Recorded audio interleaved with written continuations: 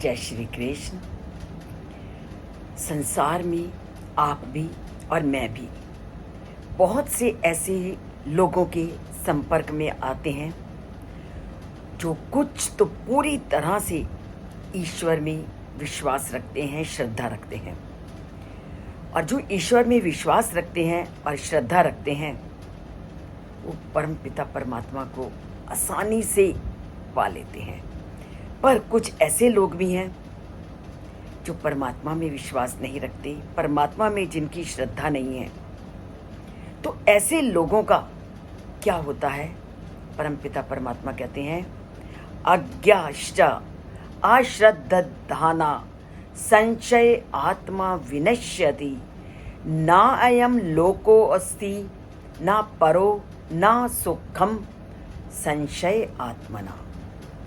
अब जिसने तो परमपिता परमात्मा में श्रद्धा रख ली, जिसने उनको सब कुछ मान लिया, उसने तो अपने जीवन को सार्थक कर लिया। परंतु जो उस परमपिता परमात्मा को नहीं मानते, उनमें श्रद्धा नहीं रखते, ना ही उनमें ज्ञान रखते हैं और संदेह की दृष्टि से उनको देखते हैं, तो उनका पतन होता है। ये परमपिता परमात्मा ने आज के श्लोक में स्पष्ट किया है। तो जो संदेह करते हैं उस परमपिता परमात्मा में और जीव आत्मा के लिए ना तो ये लोक है और ना ही उनको परलोक की प्राप्ति होती है। तो परमपिता परमात्मा की स्थिति में संशय करने वाले, परमपिता परमात्मा के प्रति श्रद्धा को धारण ना करने वाले व्यक्ति का उद्धार नहीं है। ये पूरी तरह से गीता का ये श्लोक स्पष्ट करता है। तो जितने भी इस संसार में लोग हैं, उनका उद्धार किस पर निर्भर करता है? श्रद्धा पर। श्रद्धा क्या है? एक विश्वास, क्योंकि ज्ञान को देने वाली श्रद्धा है। श्रद्धावान लभते ज्ञानम। तो शास्त्रों में कही गई उक्तियों में विश्वास रखना ही श्रद्धा है। जैसा कि हमने कल जाना, गुरु में, वेदों के कथनों में जो विश्वास रखता है वही श्रद्धा को धारण करता है। तो जो संसार में उच्चतम श्रेणी के साधक हैं, अर्थात परमात्मा को मानने वाले हैं, वह शास्त्र युक्ति में निपुणता को प्राप्त करते हैं और पूर्ण श्रद्धा से युक्त होते हैं। और जो मध्यम श्रेणी के साधक हैं, अर्थात मानने वाले हैं, वह धार्मिक ग्रंथों का ज्ञान ना होने के कारण वह भगवान और गुरु के प्रति श्रद्धा युक्त होते हैं। पहला क्या था? उच्चतम श्रेणी के लोग। और ये ऐसे लोग होते हैं जो शास्त्रों में कही गई बात को बड़ी निपुणता और पूर्णता के साथ उसमें श्रद्धा रखते हैं। और दूसरा, जिनको शास्त्रों का पूरा ज्ञान नहीं, वह भगवान और गुरु के प्रति श्रद्धा रखते हैं। और जो निम्न श्रेणी के लोग हैं, वे धार्मिक ग्रंथों के ज्ञान से संपन्न ना होने के कारण उनमें श्रद्धा नहीं रखते।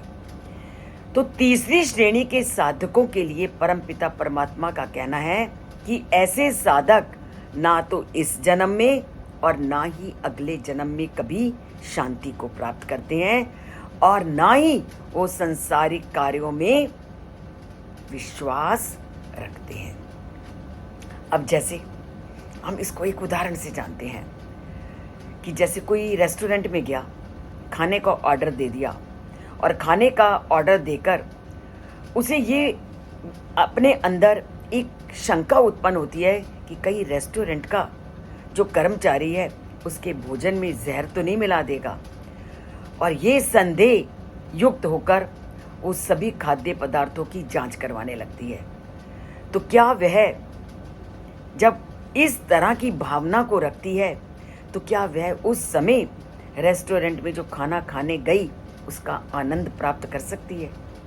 कभी नहीं, कोई भी नहीं प्राप्त करेगा। इसी प्रकार जब कोई व्यक्ति बाल कटवाने गया, नाई के पास गया, और जब नाई ने तेज धार वाले उस तरह को उसके गले पे रखा तो उसके मन में अगर ये संदेह उत्पन्न हो गया कि कहीं नाई मेरी हत्या तो नहीं करना चाहता, तो तब ऐसी स्थिति में नाई की दुकान में सहजता से बैठना और शेव करवाना व्यक्ति के लिए कितना कष्टकारी होगा। तो इसलिए परमपिता परमात्मा कहते हैं कि संदेह युक्त व्यक्ति, अर्थात जो मानता ही नहीं कि धर्म ग्रंथों में कहा गई बात ठीक है या गलत, उसको ना तो इस लोक में सुख है और ना परलोक में, जैसा कि हमने 2 उदाहरणों से जाना। तो जब तक आपके मन में ये संशय है, आप कभी भी किसी भी चीज़ में आनंद की प्राप्ति नहीं करोगे। आनंद को लेना है तो श्रद्धा और विश्वास को अपने अंदर जागृत करना है, और ये तभी संभव है जब आप गीता के रहस्यों को पूरी तरह से जानोगे, जीवन में लागू करोगे और चैनल से जुड़ोगे। जुड़ते हैं चैनल से अगर सब्सक्राइब नहीं किया, और क्या करते हैं, लाइक का अंगूठा दबाते हैं और परमात्मा के प्रति श्रद्धा को धारण करते हैं। जय श्री कृष्ण।